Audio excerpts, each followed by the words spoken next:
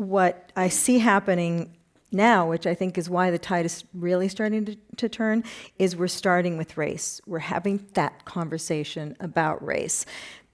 If we don't start there, it becomes really easy to make a lot of assumptions and just kind of pat ourselves on the back. But when you start with race, you have to face your bias. You have to face those assumptions, and you have to realize that, yes, especially if you're a white organization, predominantly white, that you don't have the answers, that you can't even begin to have the answers. So it really changes your stance from one that is paternalistic and all-knowing to a learning stance. And that's really hard for people, and it is absolutely essential. If you don't have that as your first step, I don't know how you really get to that openness, and that we have to develop a growth mindset around this, and we have not had that.